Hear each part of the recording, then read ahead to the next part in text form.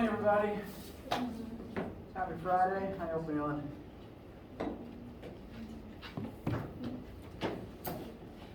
Any questions, needs, etc. before we get started today? Did you take those chapters for your questions or My plan was actually to talk about them with you guys and move around the due date if need be. Some of the chapter 1-2 questions involving trig, I think I did inherit this class from a previous teacher. Some of those questions were in there because they tied into the review assignment that was just going back over some of those things to use during the semester. But some of the homework questions are just weird. And so my plan for the first half of today is to look over some of those questions and set some of them up and work some of them through with you guys. So thank you for asking. Additionally, feel free to bring homework questions to class on Monday because the homework's not due until midnight afterwards. Yes? Are we using the same programming system for 1510? Like for Yes. Yes. If you know for a fact you're going to take 1510 in the spring, it might be worth it to go ahead and get a second semester's worth of access.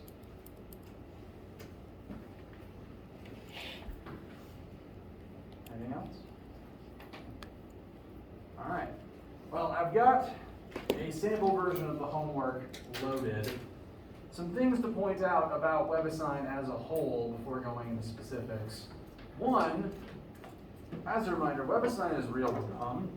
It doesn't matter how smart someone says programming or machinery is, it's only ever programmed to do what it's specifically told to do. And in the case of WebAssign, it's specifically told to grade for a specific answer within a certain limited margin of error, meaning there's loads of times it won't take an answer that I would because I'm a human and I can interpret what you're doing for meaning, but it can't. Two,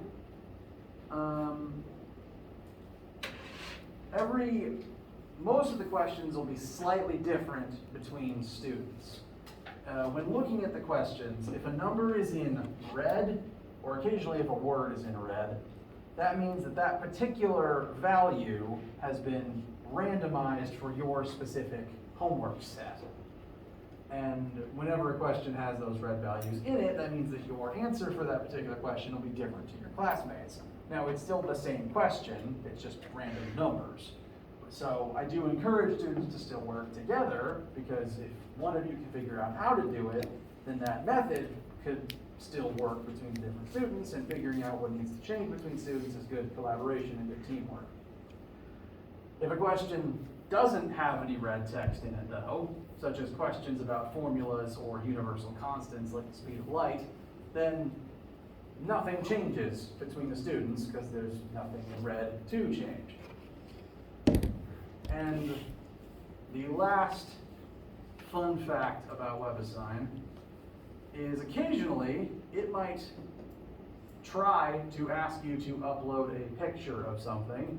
You don't have to do that because it literally has no ability to grade your images. Because of this, I tend to manually set the parts of those questions as 0 because I don't care about you uploading a picture here. The only reason to make a picture is because it'll help you do your math, and you're going to kind of make one anyway to help with your math. You don't need to take a picture of it and upload it, because again, the software literally can't tell what it is. The people at Cengage have not figured out some sort of magic algorithm that can scan pixels for meaning. This picture here is the sample one that came out of the textbook, and that's why WebAssign has it loaded up as part of my answer key, but literally it's not grading you for uploading the same thing. You could upload a 1 pixel JPEG and it would count it as correct, because you can't tell. It's just set to ask for 1 because the textbook asked for 1. Now again, I've set the A part of the question worth 0 points for that reason. It's not important. You don't have to upload a picture and prove that you know what you're doing. The parts of 6 that I want to actually talk about with you and make clear how they work is the trig puzzle part. And there's other questions I want to talk about too to kind of try to help clear up some of the confusion over the past couple of days. Homework 1 and 2, as I've been diving back into this particular class, because I don't always teach Physics 1500, sometimes I teach 1000, I'll teach 1510, it depends on what comes up in the order and what professor is assigned to what class. I inherited this class from previous teachers, and I don't always teach it each time, so things will sometimes change between teachings. The theme of this first homework seems mostly to be the review stuff from the lab. A lot of it involves the algebra and the trig that first lab activity is dusting off. So some of it does involve trig, but it's meant to refer to that trig from the review assignment and all the various other math properties involved there. Now that said, some of these questions are still kind of weird, and in between years I forget they're weird until the assignment comes back up and students remind me, because I don't see the math and the science the same way you guys do. I can look at this and just do it, but to you, this is a puzzle you probably never had anything like before. Which is why I want to, again, I believe we started looking at this one, but I'm actually going to show you my work that I used to arrive at the same number answer this time. So first part of class, we're just going to look at homework stuff together, because some of these puzzles are weird. I think one of them, at least one of them, is just plain unfair in the way that it describes the data. I want to look at those with you guys so you are not stumped over the weekend. I have plans to look at some specific details of at least 6, 7, and 9, and to make sure to show you some details of 11 and 14, because those are formula questions, and web assignment's always persnickety about when it's reading formulas that students input. So I want to make sure you know what it's looking for, because the robot don't think too good. Any questions? Please do ask any issues. Please ask any questions you have about questions other than the ones I have prepared for today, because I want to know what's causing you trouble. As a further reminder, this first homework set is currently scheduled to be due Monday at midnight. So at minimum, we will have lecture on Monday to talk about anything else that pops up over the weekend. And as always, you can email me questions anytime today. I believe the chapter 3 homework I currently have set to be due next Friday. We'll conclude all the chapter 3 notes today, so you'll have all that information. Just be working on all those assignments as you have free time. Now, 6. We began talking about it. As a brief refresher, 6 refers to an actual trick that some people could actually do to guess the height of a mountain. This is probably how most explorers would do it when they see a distant mountain, if they were aware of how to do trigonometry. It's not very fun to have to do this in the middle of the field with charcoal pencils, though.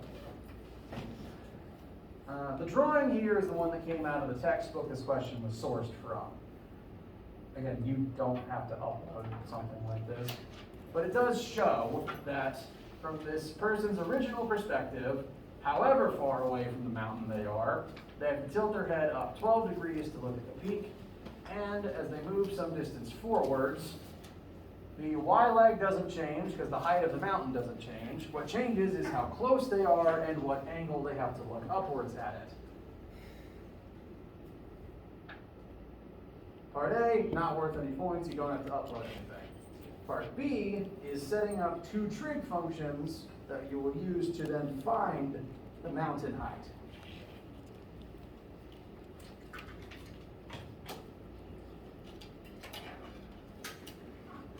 I encourage you to copy down these trig functions and the work I'm about to show you. Everyone will have a slightly randomized mountain, that's the distance walked between these 2 angles. That number will affect what number you need to put in your second formula. These 2 formulas tell us that from the original position, from this known 12-degree angle, tangent of this 12 degrees, tangent TOA, opposite leg, which is the y, divided by the x leg, which is the unknown distance to the mountain. This first formula is referring to this hypothetical 12-degree triangle where none of the sides are known, but where 12 degrees is. The second part, tan of 14 degrees, is referring to this smaller, closer triangle. From this 14-degree angle, opposite is the same y, because the mountain didn't change, we just got closer to it. X, the x leg of this smaller triangle, can be described as the original x leg minus how much closer you are. And that's what this is here. The original distance minus that number. If you wanted to, you could instead describe this as x, and this would be, x plus some other distance. Mathematically, you'd get the same answer, but this is what WebAssign thinks, and I don't know if it's prepared to be able to flip those. So I'm showing you the way that WebAssign is thinking about it to avoid that issue. So these are the two equations it's looking for. And we cannot use either of them by themselves to find y, because they both have two unknowns in them, x and y. So this is going to involve a trick referred to as two equations, two unknowns. Each equation separately has two unknowns in it, and we cannot use each one by itself to find one of those values. However, we have two equations with the same two unknowns in them, meaning we can rearrange one of those equations for one of the variables and plug it into the other.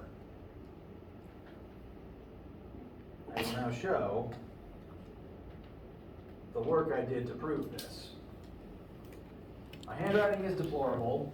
I did it on paper last night, so I wouldn't have to write it on the board 3 times today. First thing I did was just rewrite the same two equations that WebAssign had set as the answers. I took the first one, tan of 12 equals y over x, excuse me. Tangent of 12 is just a number. You can put it into your calculator, you can find a number for it. We're going to treat it as a known constant, whereas x and y are the unknowns.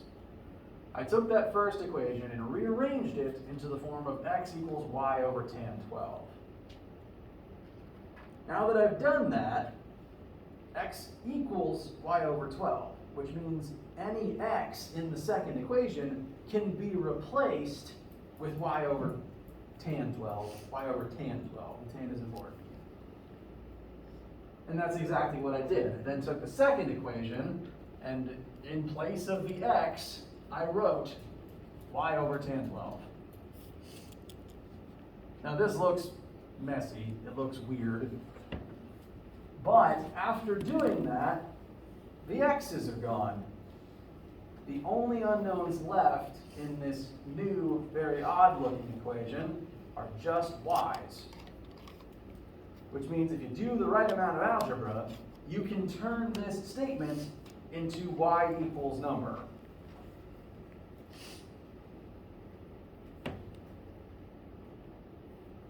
How does this feel so far? Oh, wait,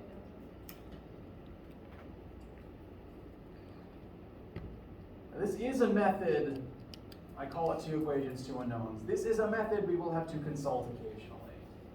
Off the top of my head, I know several examples in the momentum chapter, chapter 6, that would utilize this. Is that 6? It's 6 or 7.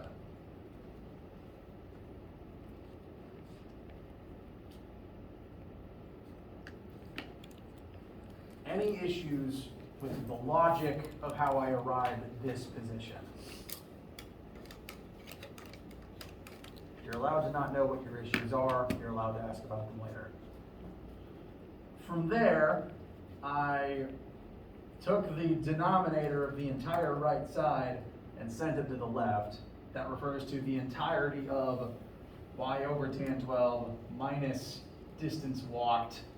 So that has now been moved over. It's in parentheses, and it's being multiplied by tan of 14 all that's left to the right is the original numerator of y.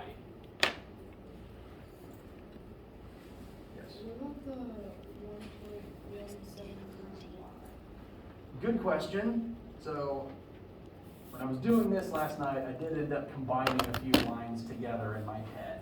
I apologize for that. What I did next is tan of 12 and tan of 14 are basically just constants. Like, those are numbers, you can find them with a calculator, they're just constants. I distributed tan of 14 into the two numbers inside of this parentheses, which the next line of algebra should then read tan of 14 over tan 12 times y minus 4.17 times tan 14. These two numbers here are the result of the following simplification. The 1.173 is tan 14 divided by tan 12. The 1.04 is 4.17 times tan 14. This is the first step where your algebra will significantly differ from mine, because now you're truly involving the one number that's different for everybody. So up till now, the only difference has been what number lives here, but now that we've factored other things through, that number will continue to change and evolve.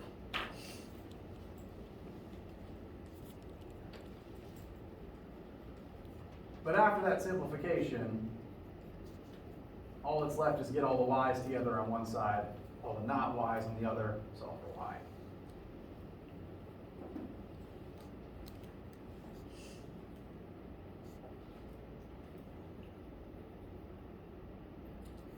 Does this feel less weird and less difficult?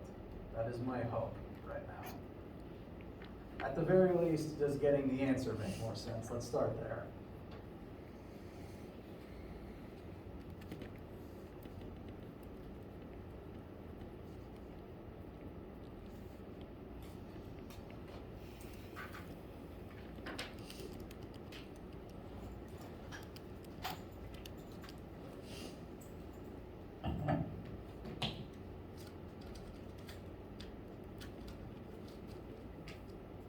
Okay. Any questions, concerns, etc.? I know I ask that every 5 minutes, but it's because I actually want to know.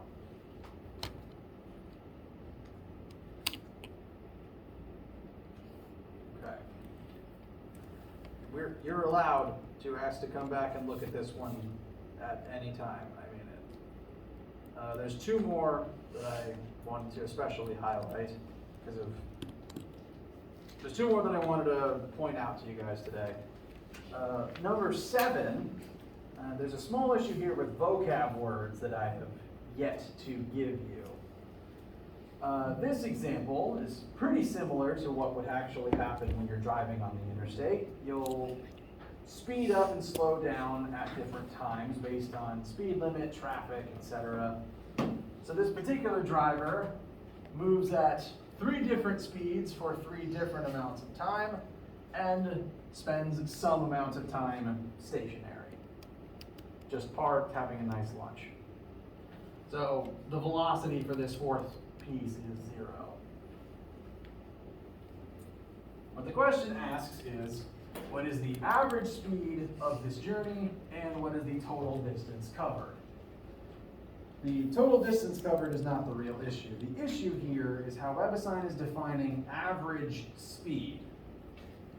The definition of average speed is not take the average of all of the speeds. Because that's not really, if you were planning a road trip and you were trying to mentally plan out how, what's your average, I drive between here and Florida a lot, so that's the example I keep using. If I was trying to plan out average speed on the way to Florida, I'd look at the total distance of miles divided by the total time it takes to drive. And that's what the definition of average speed actually is. It's total distance divided by total time.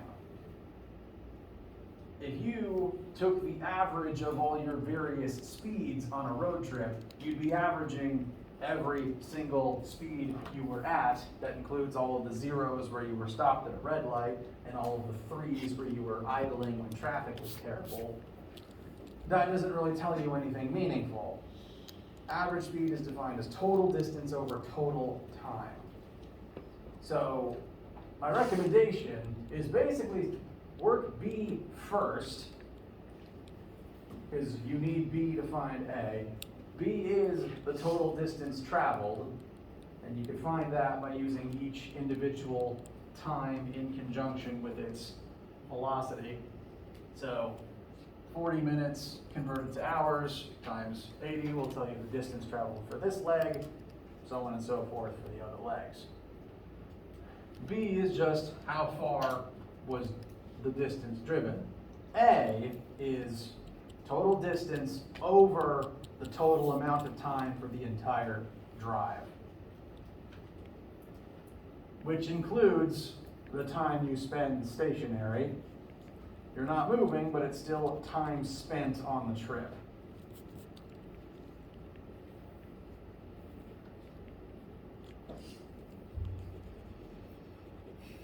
So, the thing to note, average speed is total distance over total time. That's a vocab word for the entire course.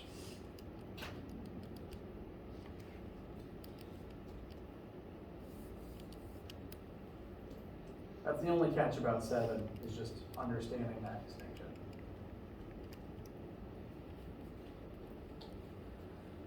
Last one that I have prepped is 9, because 9, I believe, is ultimately like meanly written. It gives you the numbers in a weird way and asks you to use them in a weird way. In a way that's not immediately obvious when reading it at first. That's why I think this one's mean. The question setup is the classic fable, the tortoise versus the hare, excuse me. And the numbers it gives you are the tortoise's speed. It tells you the hare's speed is 20 times greater. It leaves it up to you to multiply tortoise's speed by 20 to actually find that number. Tells you they start at the same time, they're going to run the same race. Tortoise is going to win by being this much further ahead of the hare. So the length of the tortoise is the distance ahead that the tortoise was at the finish line.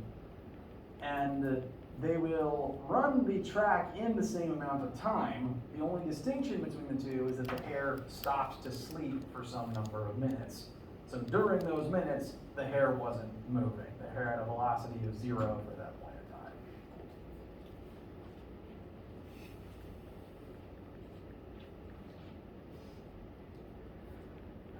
Now, this is ultimately going to turn into another scenario of 2 equations and 2 unknowns.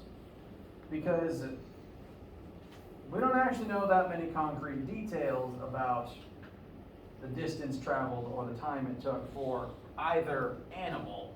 We just know how they compare to each other. And that comparison is going to create the 2 equations, 2 unknowns scenario. The first hurdle here is just setting up your data, setting up your information, because again, it has to be one animal in terms of the other so that we can compare them to each other. And again, my handwriting is deplorable. I apologize. Time of the whole race, I have set as the time the tortoise runs, because the tortoise is going the whole time. Tortoise never stops. From beginning of race to end, tortoise is moving. So the time for the entire race is time tortoise. The hare, meanwhile, covered the track in the same amount of time, but there is a catch. The tortoise, using my numbers, my random time for the hare's nap is 2 minutes. Your number there will vary. The hare could have run the race 2 minutes faster than the tortoise, which means that for the sake of the velocity calculations that are a part of this, the time it would have taken the hare to run the actual distance of the track is the time it took the tortoise to run, but minus those 2 minutes. Because he could have done it without those 2 minutes ticking down, he just fell asleep. That's the fable. So I've set their times in terms of each other. Total time of the entire race is T tortoise. The hare's time could have been the tortoise's time, but minus those 2 minutes. And the 120 is 2 minutes converted to seconds. In terms of the distances they ran, distance of the whole track I have set as delta x tortoise. I've shortened tortoise to tort for simplicity's sake. So the distance of the whole track is delta x tortoise. The hare ran the whole track with the small exception of that last little leg that is equal to the length of the tortoise's shell. So for the hare's distance, I've set that as delta x tort minus the length of the tortoise. So for me, that was 20 centimeters. That converts to 0.2 meters. All of your red numbers will vary, so pay mostly attention to the method rather than the literal numbers.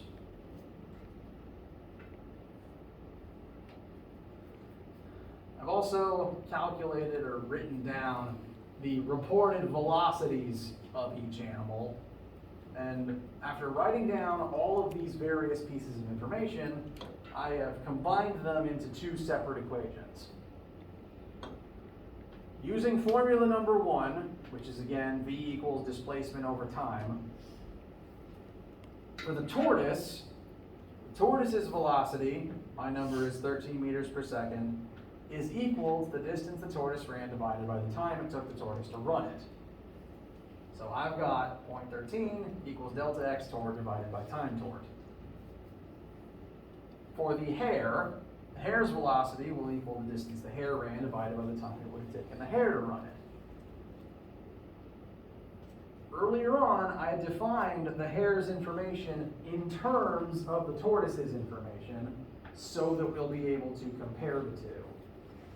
So putting that data into the hare's version of Formula 1, I have the hare's velocity, show how I find that here, it's just 20 times the tortoise's, 2.6 equals distance the hare ran, which is again 20 centimeters less than what the tortoise did, divided by the time it would have taken him to run it if he was moving at this speed the entire time, which is the tortoise's time minus the 2 minutes napping.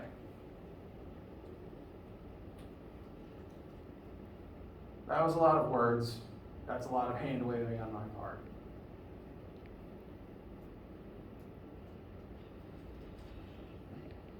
Once at this point, once you have these 2 equations describing the velocities of both animals in comparison to each other, we have arrived at another situation of 2 equations, 2 unknowns.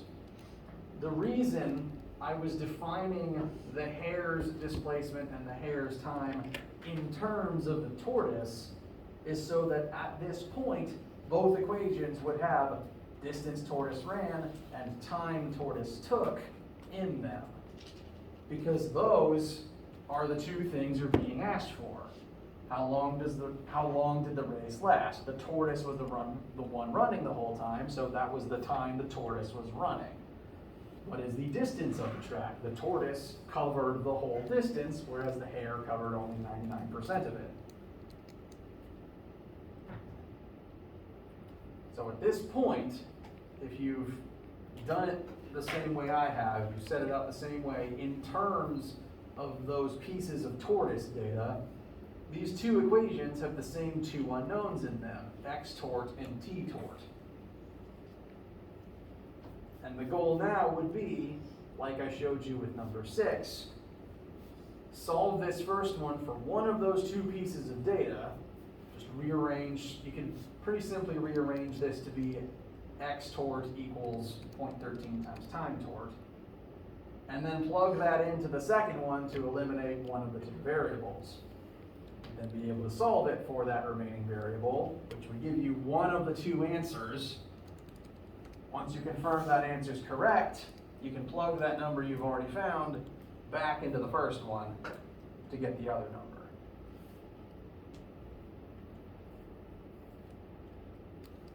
The setup here is, in my opinion, the worst part. Getting to this point requires some gymnastics.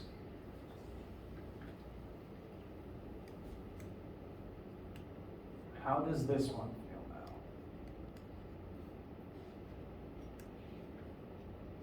Does it feel better, at least, to those who might have been stuck on it?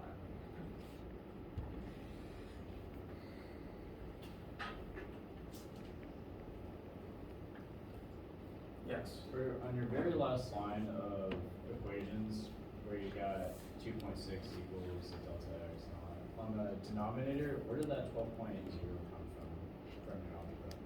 This is not 12.0, this is 120, which is, again, 2 minutes converted to seconds, subtracting out the time the nap, the time of the hair's nap. That looks like a decimal. No, fair. Honestly, I could see some people thinking it was a 3 from a distance too. So, yes, this is 120. Gotcha.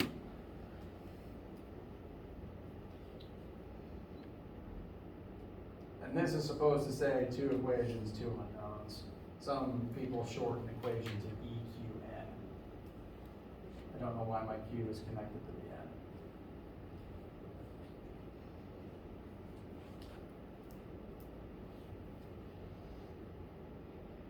As a reminder, I always make homework due at midnight after a lecture on a day.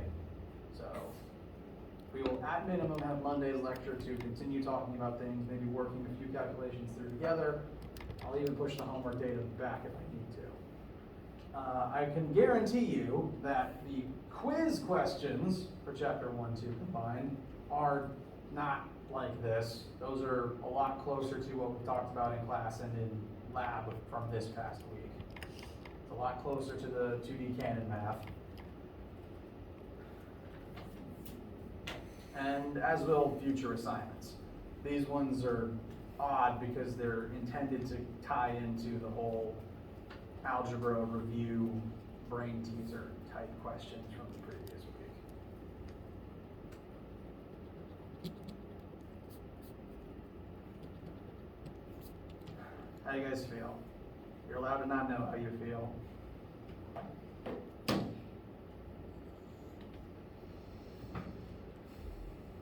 There is a reason to review the whole 2 equations, 2 unknowns thing, because it will come up occasionally. It is a tactic we will have to employ from time to time, like the quadratic. When's your first test? First test, let me look at the calendar real quick, because I have that answer, I'm just having trouble visualizing it.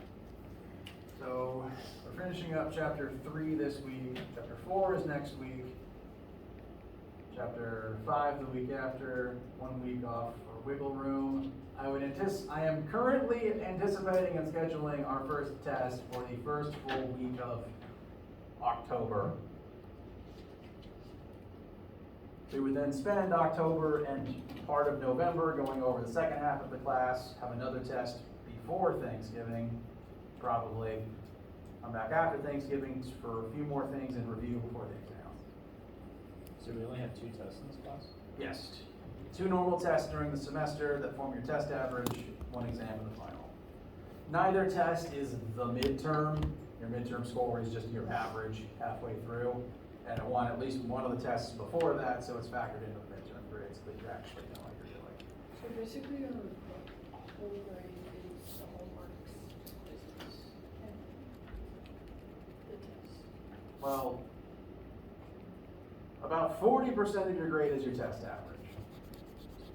And then about 30% of your grade is your exam. And then the remaining 30% is divvied up between homeworks, labs, and quizzes. So your tests are important. They're just weighted in such a way that you could literally get a 0 on one of them and still get an 80 in the class if you ace everything else. That said, it's very hard to get a 0 on one of my tests as long as you literally write anything. Typically, how many questions? 8 to 10. Usually a couple of concept usually a couple concept questions on the first page. That's the first 2 or 3 usually, followed by 5 to 7 algebra word problems. And did those questions go like ABC or are you separated parts? I do occasionally separate them into parts, ABC. Either it'll be usually when I make my test, there's usually one hard question that's worth like 20, 25 points. And the reason that one is hard is it's not broken up into parts. It just asks you one thing and you have to get there. The easier ones I tend to break into parts so that it actually guides you on, you need to find this first, followed by this, and then lastly this. So you weirdly want things in parts because it's easier to do the parts than to just jump to the last one most of the time. And is there any material we can come in with, like equations or anything that will be interesting? Formula sheet is yours. You can use it on everything. That includes tests. I recommend you print one out and doodle in its margins, but if you come in on test day and don't have one, I'll have copies. So like the 6-page one from right space, the whole thing? Yep. Yeah, formula sheet, calculator, your own brain, you have that for everything. Literally everything. You use the same formula sheet on all the tests in the exam. And you are allowed to doodle on it, cross things out, relabel things in a way that makes sense for your brain. In prep for both the tests and the exam, I post practice tests on Brightspace. I write my own tests, and after I've written the test, I then write a set of second questions that use the same concepts but aren't the same questions that you can practice with. So those will go up a week or 2 before the test. We can look at them and do them together in class before the thing happens.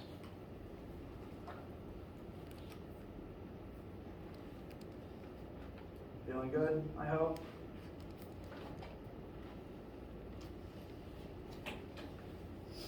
All right.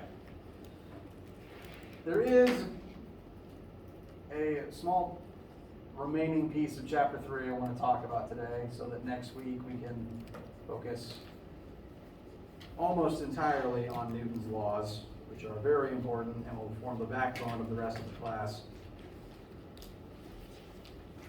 Last chapter 3 vector addition related concepts I want to discuss is the idea of relative velocity.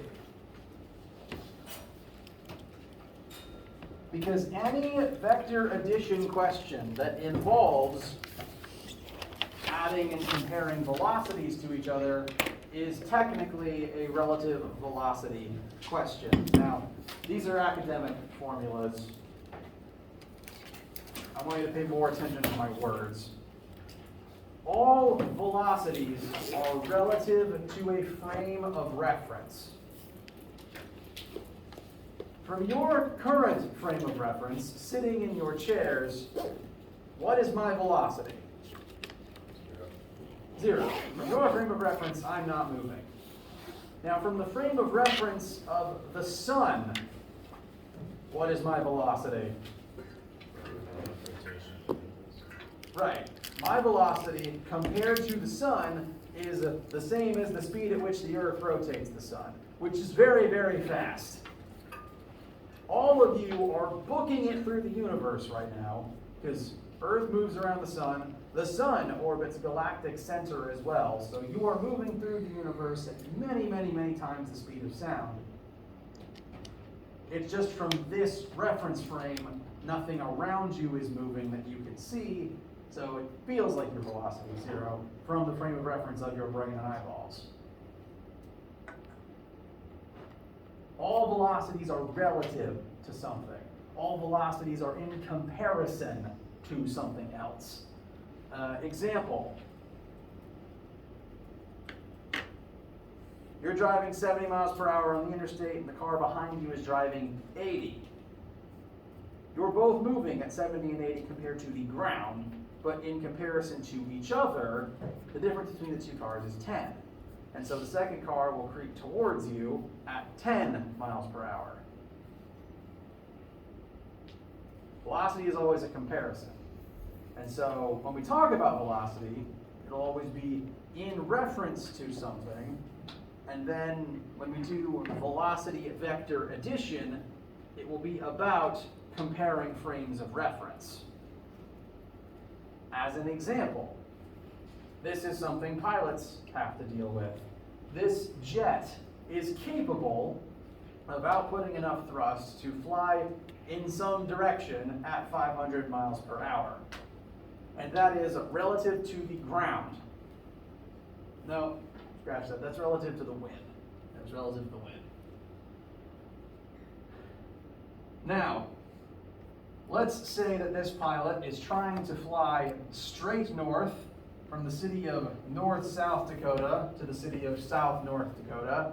I didn't pick the names. These two cities are oriented straight vertical from one another, so the goal is to go straight north. However, at the elevations that planes typically move at, there's pretty much always wind. And on this particular day, the wind is blowing at 50 miles per hour straight west. Now, if the plane tilted its nose cone straight north and tried moving straight north as the wind was blowing west, where would the plane actually end up?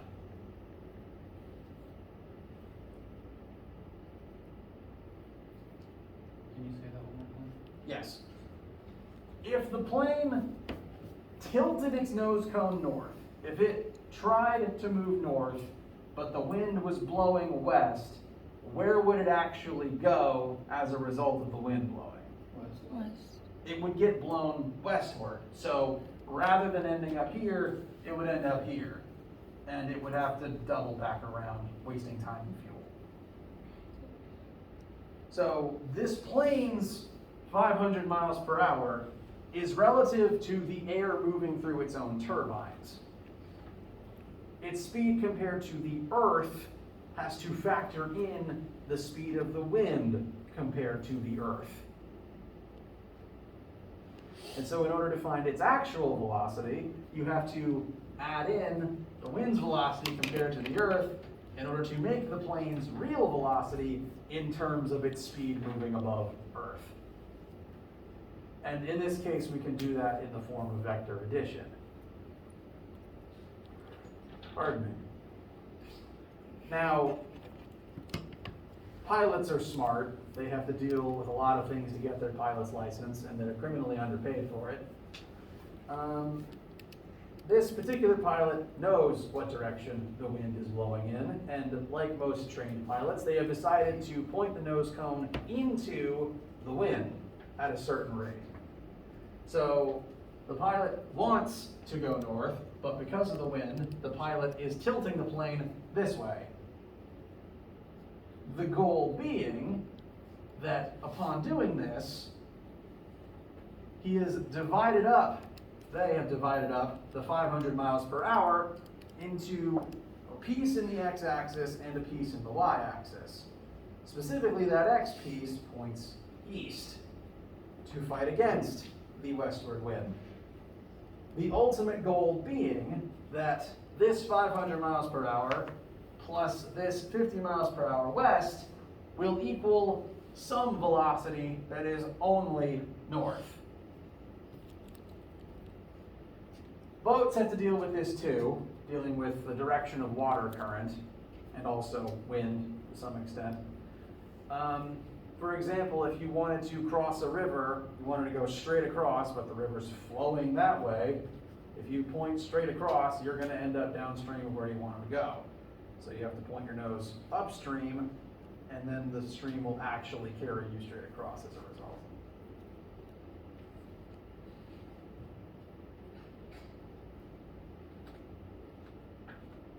And so, if we wanted to find the plane's actual velocity in comparison to the Earth, we have to add its velocity compared to the wind in comparison to the speed of the wind compared to the Earth to actually set its final velocity in relationship to the Earth.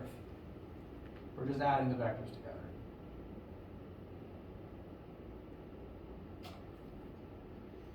And uniquely about the way that I've set this equation up,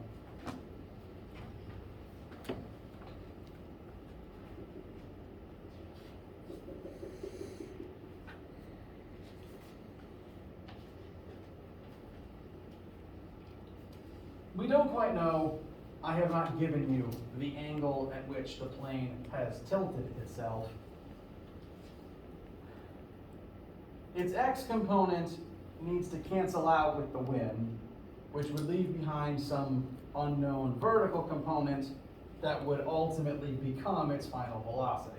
The westward wind is just going to negate its eastward component. Now we don't know what the angle is, but the way I've drawn this triangle, we don't need to know it, because north and east, or north and west, are at a right angle from each other. And so in this triangle, the plane's 500 is the hypotenuse in comparison to the final velocity in the y and the wind in the x. So the 500 is the hypotenuse. Yes, 500 is the part that is specifically tilted and has an xy component. This is also a form of vector addition. It's simply drawing a triangle, and you're then allowed to perform the Pythagorean theorem to find your missing side. This also counts as vector addition, as long as the three vectors, the two things you're adding and the result, form a right triangle. Pythagorean theorem only works on right triangles, so this trick only works if the two vectors you're adding form two parts of a right triangle with their sum.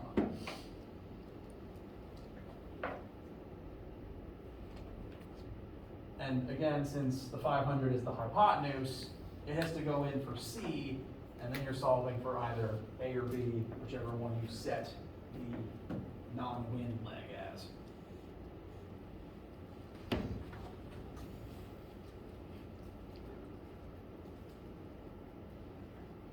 So, an unskilled pilot would probably tilt the plane straight north, get blown northwest, and then have to turn and waste time and fuel.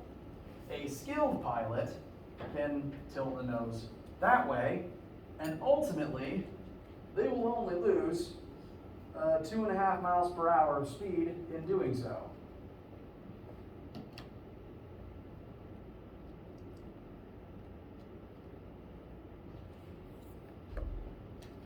Things pilots have to deal with that no one thinks about, and that they need to be paid fairly for. I don't know why when I was in high school there was a lot of news reports about how underpaid pilots were.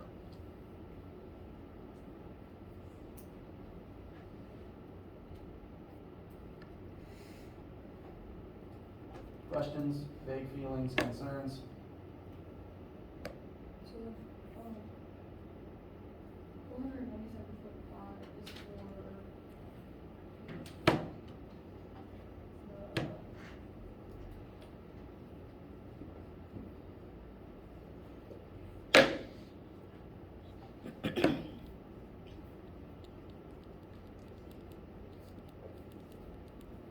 This is the plane's final resultant velocity in comparison to the ground. Now, if there was no wind blowing, if somehow there was no wind at that elevation, you could just point north and there'd be no problem. This is an issue of needing to add two velocity vectors together to find the result of the combination of the plane moving while wind is blowing.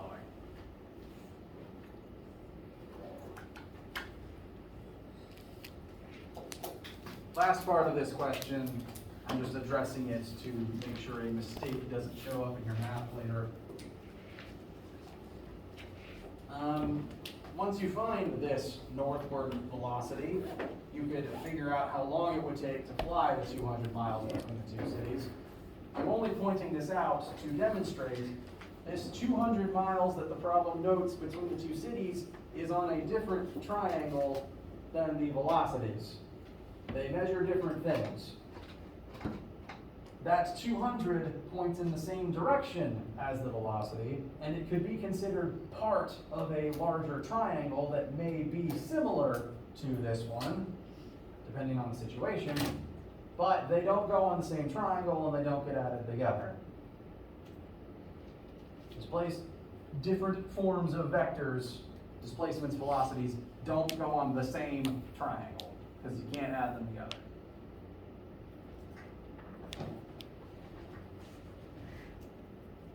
Any questions before we break for the weekend? Okay. That's it for today. It's Friday. Go have a wonderful weekend. Get plenty of rest. And if you encounter any questions over the weekend, please either let me know via email or bring them to class on Monday, and we'll talk about them because I want to help you before the homework is due. Let me know literally anything you need, and don't let my rambling stop you from leaving. Have a wonderful day and weekend.